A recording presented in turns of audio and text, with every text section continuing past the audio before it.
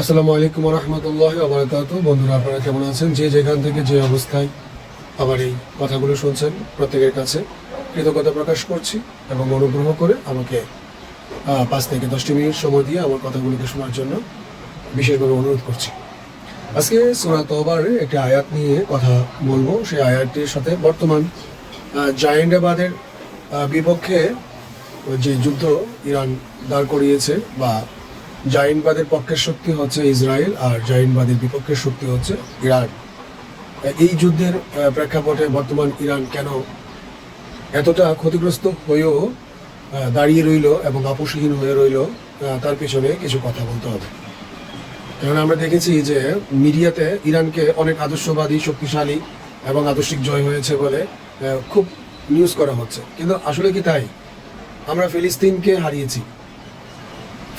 হারিয়েছি এবং এই ফিলিস্তিনকে জায়েন্টবাদরা তিলে তিলে প্রথম বিশ্বযুদ্ধের পর থেকে এখনো পর্যন্ত এই জায়েন্টবাদীরা সমস্ত ফিলিস্তিনিকে মাকসুদ আকসাকে কেন্দ্র করে তাদের সমস্ত প্রকার কর্মকাণ্ড চালিয়ে যাচ্ছে, এই যে একটি বিজনেস হাব করার জন্য বা গ্রেটার ইসরায়েল করার জন্য।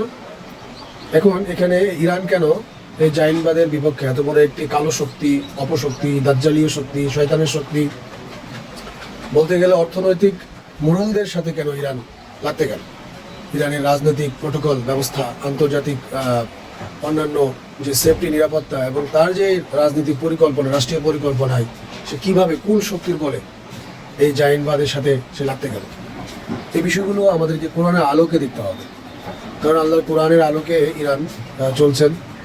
এখন আল্লাহর বলে দেওয়া নির্দেশিত পথে যেভাবে আইএমএ মাসুমিন বলেছেন, সেই আদর্শের উপরেই ইরান দাঁড়িয়ে আছে। এখন বর্তমান প্রজন্মের অনেক পলিটিক্যাল সায়েন্সের লোকেরা বা যারা রাষ্ট্রীয় নীতি নিয়ে কাজ করেন, তারা বলবেন, বা যারা মানবাধিকার নিয়ে কাজ করেন, যারা অন্যান্য এই রাষ্ট্র পরিকল্পনাগুলোর সাথে জড়িত, তারা বলবেন ইরানের এই পদক্ষেপ অত্যন্ত নাজুক হয়েছে, ভুল হয়েছে। মুসলিম কান্ট্রিগুলোর মধ্যে এই বর্তমান সমস্যার জন্য ইরান নিজের ক্ষতি করেছে এবং অন্যদিকে ক্ষতির মুখে ফেলে দিচ্ছে বলতে পারে। এখন তাহলে আমাদের একটু ইতিহাস পর্ব নিয়ে কিছুটা অংশ দেখে আসতে হবে, তাহলে আমরা বুঝবো যে ইরান সে কতটুকু তার জায়গা থেকে ঠিক আছে এবং কতটুকু জায়েন্টবাদীদের বিপক্ষে লড়াই করে আমাদেরকে নিরাপদে রাখছে সেই বিষয়টি, বা আমাদেরকে বিপদে ফেলছে কিনা এই বিষয়টি আমরা কিছুটা দেখি। চলুন প্রিয়জনেরা, আপনারা বিশেষভাবে দেখুন বর্তমান জায়েন্টবাদদের পরিস্থিতিটা কেমন। এই বিষয়ে আল্লাহ সূরা তওবার 55 নম্বর আয়াতে যেই কথাটি বলছেন, এর সাথে হুবহু কিন্তু মিলে যাচ্ছে। ফালা তুজিবুকা আমওয়ালুহুম ওয়ালা আওলাদুহুম ইন্নামা ইউরিদুল্লাহু লিয়ুআযিবুহুম বিহা ফিল হায়াতিদ দুনিয়া ওয়া তাযহাকা আনফুসুহুম ওয়া হুম কাফিরুন। বলছে তাদের সম্পদ ও সন্তান সন্ততি যেন তোমাদের মুগ্ধ না করে। আল্লাহ শুধু চান তাদেরকে এগুলো দিয়ে শাস্তি দিতে এই পৃথিবীর জীবনে, এবং তাদের সত্তাগুলো যেন বিদায় নেয় যখন তারা বিশ্বাসহীন। এই পর্যায়ে আসুন পরনিন্দা বিষয়ে কথাটা আমরা জানি, কারণ এই সূরা তওবার ওই আয়াত 55 নম্বর আয়াতটি এবং হচ্ছে এখানে এই হাদিসটি, রাসূলুল্লাহর এই হাদিসটি নিয়ে কথা বলবো। এখানে রাসূলুল্লাহ আবু জার রাদিয়াল্লাহু তাআলাকে বলেন, হে আবু জার, তুমি পরনিন্দা থেকে সাবধান হও, কারণ নিশ্চয় পরনিন্দা ব্যভিচার চেয়ে নিকৃষ্ট। আমি বললাম, হে আল্লাহর রাসূল, পরনিন্দা কি? তিনি উত্তর দিলেন, তোমার ভাই সম্পর্কে তোমার ওই বিষয় স্মরণ করা যা সে অপছন্দ করে। আমি বললাম, হে আল্লাহর রাসূল, যা স্মরণ করা হয় তা যদি তার মাঝে থাকে। তখন তিনি বললেন, জেনে রাখো, তুমি যা স্মরণ করেছো তা যদি তার মাঝে থাকে তাহলে তুমি তার পরনিন্দা বা গীবত করলে, আর যখন তুমি এমন বিষয় স্মরণ করো যা তার মাঝে নেই তাহলে তুমি তাকে অপবাদ দিলে। তাহলে আমরা দেখলাম যে সূরা তওবাতে আল্লাহ বিশ্বাসহীনদের জন্য এই দুনিয়াবি সম্পদকে কি করে দিয়েছেন? অরেল করে দিয়েছেন, কিন্তু তাদের এই সম্পদ এবং তাদের সন্তানের প্রতি আমাদেরকে মুগ্ধ না হতে বলেছেন। আচ্ছা, আর এখানে আর একটু পরনিন্দা সম্পর্কে দেখলাম যে গীবত আর অপবাদ, এই দুটি শব্দ আমরা দেখতে পেলাম যে আল্লাহ রাসূল এই কথাগুলো, অর্থাৎ কোরআনকেও আল্লাহ তার রাসূলকে এই নির্দেশনা দিচ্ছেন, আর ওদের হাদিসে আল্লাহ রাসূল তার সাহাবাদেরকে নির্দেশনা দিচ্ছে। বিষয়টা খেয়াল করবেন। তো এই কথাগুলো বলার সাথে সাথে এখন আসুন আমরা একটু ফিলিস্তিন নিয়ে কথা বলি, কারণ এই যুদ্ধের সূচনা কোত্থেকে হয়েছে। আজকে যে জায়েন্টবাদ, ইসরায়েল, যারা একটি মজলুম রাষ্ট্র, সত্যের পক্ষের রাষ্ট্র, যারা আল্লাহর কোরআনের আদর্শে জীবন বিধান গঠন করেছেন, তাদের সাথে এবং যুদ্ধ পরিস্থিতি লাগানোর জন্য বিভিন্ন প্রকার যেই উস্কানিমূলক ব্যবস্থা করেছে এবং ইরানের এই জমিন দখল করে নেওয়ার জন্য এই ফিলিস্তিনি জমিন দখল করে নেওয়ার জন্য, তার পাশাপাশি সৌদি আরবের জমিন দখল করে নেওয়ার জন্য, কুয়েত, তারপরে এই জমিনগুলো দখল করে নেওয়ার জন্য জর্ডান তো আগে থেকেই তাদের অধীনস্থ হয়ে আছে। এখন আসুন এই মধ্যপ্রাচ্যে তাদের আসলে মূলত কাজটা কি, তারা মধ্যপ্রাচ্য দিয়ে তাদের চাওয়াটা কি, এই জায়েন্টবাদের এই ব্যবসায়ী এই দলগুলোর চাওয়াটা কি এবং তাদের কন্ট্রোলিং চিন্তা ভাবনা কি, এখন এই বিষয়ে ফিলিস্তিন পর্ব নিয়ে আমরা কথা বলবো। আসুন, আমি মূলত ডাটা দেখি কথা বলতে পছন্দ করি। ডাটাগুলোকে কোনো প্রকার টাইপ করে বা তাকে অ্যানিমেশন করে দেখানোর চাইতে সরাসরি যা রয়েছে তাই দেখুন। এতে করে কি হবে, একটি রিয়েলিটি আপনার মধ্যে জন্মাবে। আসুন দেখি আমরা। দেখেন বন্ধুরা, এই যে ফিলিস্তিন বিষয়ক ইসলামী বিপ্লবের নেতা আয়াতুল্লাহ আল উজমা সৈয়দ আলী খামেনাইন আলাইহিসসালাম এর দৃষ্টিকোণ থেকে ফিলিস্তিনের এই যে বইটি, এটা কে করেছেন? বইটি করেছেন আপনার বাংলাদেশেরই সূচিপত্র প্রকাশনা, ঠিক আছে, সূচিপত্র করেছে। এই দৃষ্টিকোণটা এখন আসুন আমরা জানি এখানে কি বলেছেন আজকের বিষয়গুলো।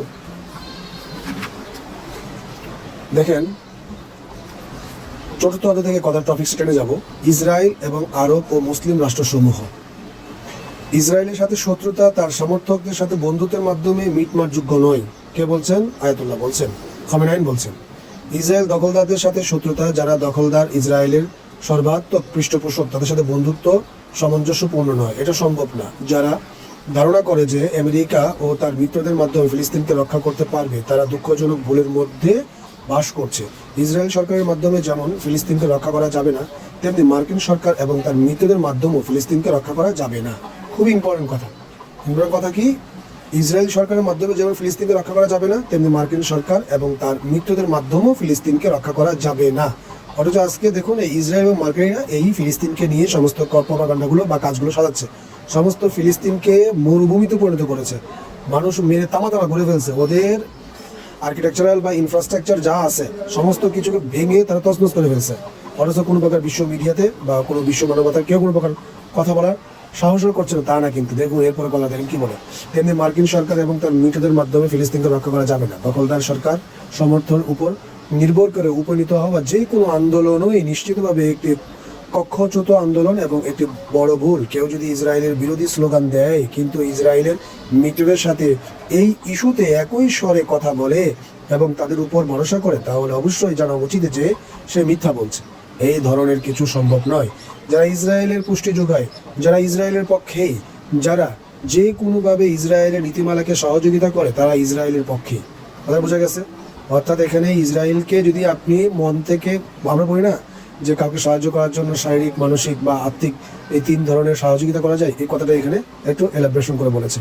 যারা জাইনবাদীদের সাথে আলোচনা করে তারা ইসরায়েলের পক্ষে। যারা জাইনবাদীদের, শব্দটা কি? জাইনবাদ আর ইসরায়েল কিন্তু এক নয়, এখানে কথাটা বুঝতে হবে। ফিলিস্তিনি ভূখণ্ড পুনরুদ্ধারের সংগ্রামে অবশ্যই প্রকৃত অর্থ থাকতে হবে।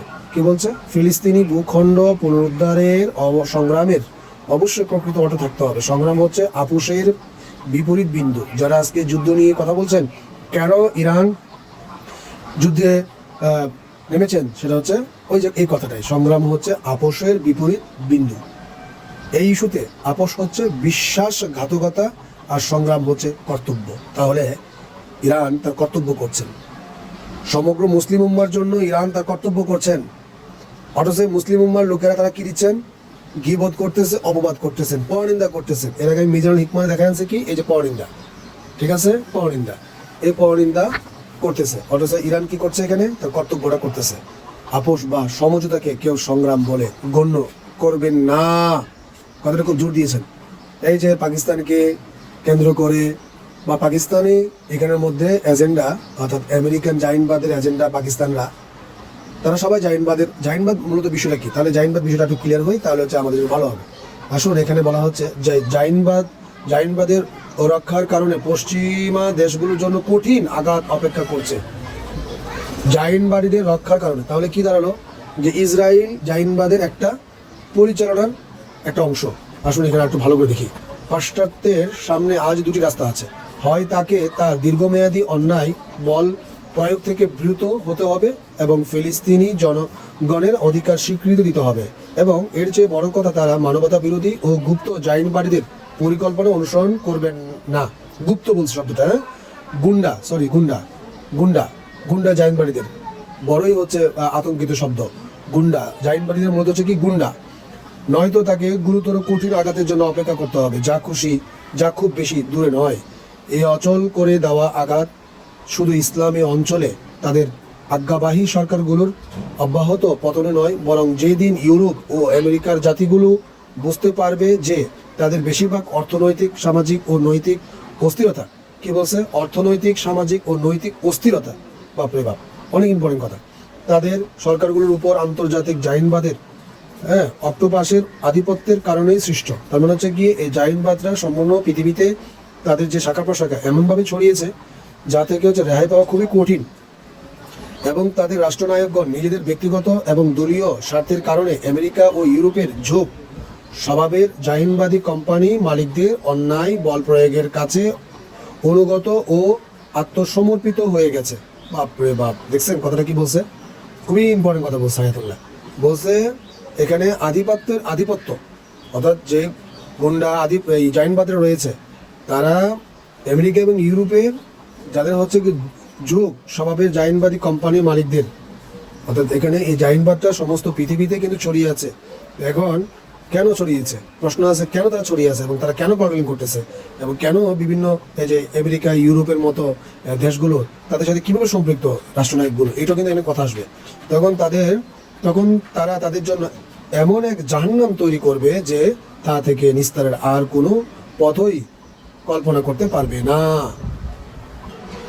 ইসরায়েলের স্বার্থ পাশ্চাত্য স্বাধীনতার রেড লাইন, কথা বুঝতে পারছেন? আবার ইসরায়েল মার্কিন সরকারের পোষা কুকুর, এই বিষয়টা বুঝতে হবে। পশ্চিমে সংবাদপত্রগুলো স্বাধীন এবং সবকিছুই লেখে, কিন্তু পশ্চিমের সংবাদপত্রগুলোর মালিক কারা? এগুলো কি জনগণের? এটা সুস্পষ্ট বিষয়। তারা গিয়ে দেখে আসতে পারে। আপনারা সমগ্র ইউরোপ ও আমেরিকায় এমন একটি উল্লেখযোগ্য পত্রিকা দেখান তো যেটি পুঁজিপতিদের মালিকানায় নয়। সুতরাং স্বাধীন সংবাদপত্র মানে পুঁজিপতিদের কথা বলার স্বাধীনতা। কথাটা খুব মজার, অর্থাৎ সংবাদপত্র হচ্ছে পুঁজিপতিদের, তাদেরই কথা বলার একটি কি মুখপত্র হচ্ছে সংবাদপত্র। আপনার নয়, আমার নয়, মজলুমের নয়, অত্যাচারীর নয়। দখল করে নিচ্ছে আপনার সম্পদ, আপনি বলতে পারবেন না, সে যা বানিয়ে বলবে তাই। তারা যাকে ইচ্ছা ধ্বংস করে, যাকে ইচ্ছা মহান বানায়, যেদিকে ইচ্ছা সর্বত্র জনমতকে হত্যা করে। এইটাই তো স্বাধীনতা হলো না? যদি এমন একজনকেও পাওয়া যায় যে জাইনবাদের বিরুদ্ধে কথা বলে, সেই ফরাসি নাগরিকের মতো যিনি জাইনবাদের বিরুদ্ধে বেশ কয়েকটি গ্রন্থ রচনা করেছেন এবং বলেছেন তারা যে বলে যে ইহুদিদের গ্যাস চেম্বারে জ্বালিয়েছে, এমন কোনো বাস্তবতা নেই, অমনি তারা তার সাথে ভিন্ন আচরণ করে। যদি কেউ পুঁজিপতিদের উপর নির্ভরশীল না হয়ে এবং পুঁজিপতির শক্তি বলয়ে না থেকে, তার কথাও বলা হয় না।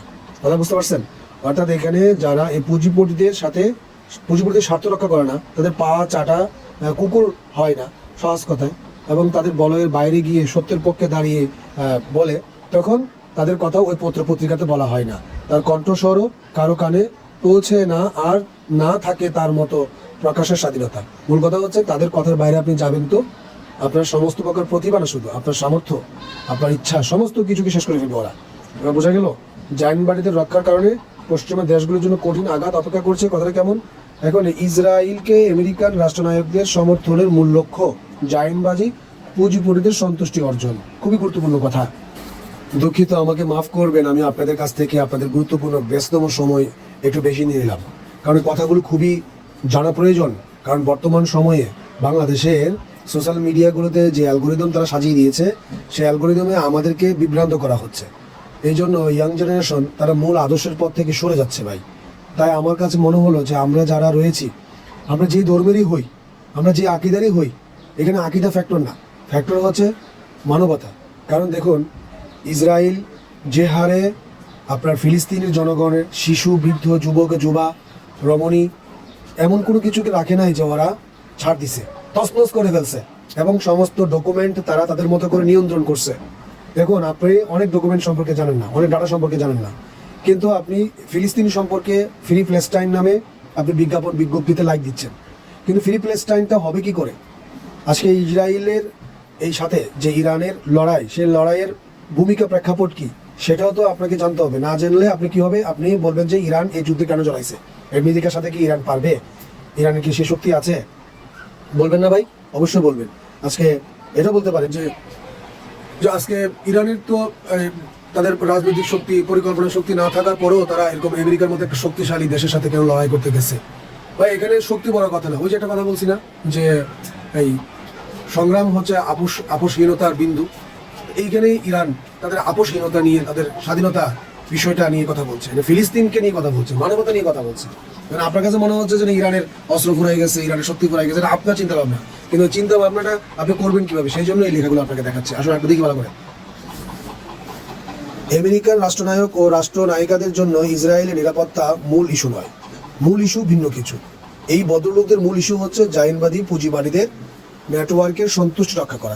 কথাটা বুঝতে পারছেন? নেটওয়ার্কের সন্তুষ্টি রক্ষা করা, যারা তাদের জীবন শিরা তাদের হাতে ধরে রেখেছে। তা না হলে ইসরায়েল থাকুক বা না থাকুক, দেখছেন, ইসরায়েল থাকুক বা না থাকুক, তাতে তাদের কি এমন গুরুত্ব থাকতো? তাদের জন্য একটি গুরুত্বপূর্ণ, তা হচ্ছে তারা তাদের জীবন শিরা জাইনবাদী পুঁজিবাদীদের নেটওয়ার্কের হাতে দিয়ে দিয়েছে, যারা তাদেরকে ঘুষও দেয়, তাদেরকে হুমকিও দেয়। ঘুষ দেয়, আর্থিক ঘুষ, তাদেরকে টাকা দেওয়া হয়, টাকা নেয়, তারা পদমর্যাদার ঘুষ এবং পদমর্যাদার প্রতিশ্রুতি দেয়। আর তারা যদি, যারা আমেরিকার অর্থনৈতিক স্পন্দন হাতে ধরে রেখেছে, তাদের সাথে ষড়যন্ত্র সহযোগিতা না করে, কথা বুঝতে পারছেন? যারা আমেরিকার অর্থনৈতিক স্পন্দন হাতে ধরে রেখেছে, তাদের সাথে ষড়যন্ত্রের সহযোগিতা না করে, তাহলে আমেরিকা ষড়যন্ত্র করতে বাধ্য। এবার আমেরিকাকে যে জায়গায় ইউজ করতে চাইবে, সেই জায়গায় আমেরিকা একেবারে ছাগলের 3 নম্বর বাচ্চার মতো নাচতে বাধ্য। তাহলে উচ্চ পদে পৌঁছানোর, যেমন রাষ্ট্রপতির পদ, যেমন মন্ত্রিত্ব এবং এগুলোর মতো অন্যান্য পদ, কোনো খবরই থাকবে না তাদের জন্য। এটাই সমস্যা। কথা বোঝা গেল? তারা হুমকিও দেয়, যদি তারা ওই বিপজ্জনক নেটওয়ার্কের ইচ্ছার বিরুদ্ধে কাজ করে, তাহলে তাদেরকেও হুমকি দেয়। তাহলে এখন ট্রাম্পকে হুমকি দিয়েছে, ধরেন ট্রাম্প চেষ্টা করছে, ট্রাম্প পাগল হোক, মাথা নষ্ট হোক, হ্যাঁ, বিবেকে বর্জিত হোক, সব কিছু হোক, সে তো বলেছে যুদ্ধবিরতি চাই। এখন তাকেও তো কন্ট্রোলিং করতেছে, বোঝা গেল? তাহলে তার হুমকিও দেয়। তাহলে এখন আসুন, যা হ্যাঁ, আমরা জানলাম যে যদি কেউ তাদের বিপক্ষে, যে আগে বলছে না, যদি তাদের কথা মতো কেউ না চলে, তার জন্য মিডিয়া অন্যভাবে সাজানো হয়। এখন কি হয়েছে বলছে, বিপজ্জনক নেটওয়ার্কের ইচ্ছার বিরুদ্ধে কাজ করে, তাহলে তাদেরকে হুমকি দেয়, অথবা এই বলে যে হুমকি দেয় যে আমরা তোমাদেরকে পদত্যাগে বাধ্য করব না, হয় তোমাদের জন্য একটা কেলেঙ্কারি তৈরি করব, যা আমেরিকার কয়েক বছরের জীবনে আপনারা প্রত্যক্ষ করেছেন। তারা একজনকে অভিযুক্ত করে, অন্যজনের দুর্নাম করে, একজনের জন্য যৌন কেলেঙ্কারির গণনা তৈরি করে, অন্যজনকে পদত্যাগে বাধ্য করে, একজনকে আবার সন্ত্রাসী বানায়। তারা এইসব প্রধান ও মহানদের কাউকে কাউকে সন্ত্রাসী হত্যা করেছে, তাদের হাতে খোলা। আপনারা এটাকে ভয় পান, আপনারা এটা দেখেছেন। ইসরায়েলের নিরাপত্তা ইস্যুটা নিরাপত্তা ইস্যু নয়, ইস্যু হচ্ছে তাদের নিজেদের নিরাপত্তা। তাহলে কি বুঝলাম এখান থেকে? এই যে 20-25 মিনিট সময় আমরা এখানে ব্যয় করলাম, তা থেকে তা আমাদের উদ্ধৃত ফলাফল কি দাঁড়ালো? ফলাফল দাঁড়ালো, জাইনবাদীরা ইসরায়েলকে ব্যবহার করছে তাদের নিজেদের স্বার্থে। জাইনবাদীদের অর্থনৈতিক যে সুবিধা, যে নিরাপত্তা, এই নিরাপত্তার জন্য এখানে ব্যবহার করা হয় আমেরিকা এবং ইসরায়েলকে। তাহলে এখান থেকে যা আমরা বুঝতে পারলাম, কি বুঝতে পারলাম, সেটা হচ্ছে কি, জাইনবাদীরাই মূলত হচ্ছে এই ইসরায়েল আমেরিকাকে নিয়ন্ত্রণ করতেছে। আর ইরান এই ফিলিস্তিনের ইস্যুটা কিন্তু এটা আজকের ইস্যু না। ইরান ফিলিস্তিনিকে মূলত এই মুসলিম উম্মাকে রক্ষা করার স্বার্থেই কিন্তু আজকে নিজেরা যুদ্ধে জড়াই পড়ছে। কারণ মুসলিম হয়ে কখনো কোরআনের বিরুদ্ধে যেতে যাবে না ইরান, ঠিক আছে? এবং আল্লাহর আদেশের বাইরে যাবে না। বিশ্বাসহীন হয়ে কখনো ইরান মৃত্যুবরণ করবে না। আল্লাহর এই পরীক্ষায় ইরান সবসময় নিজেদের ধৈর্য এবং ত্যাগের পরীক্ষা দিবেই।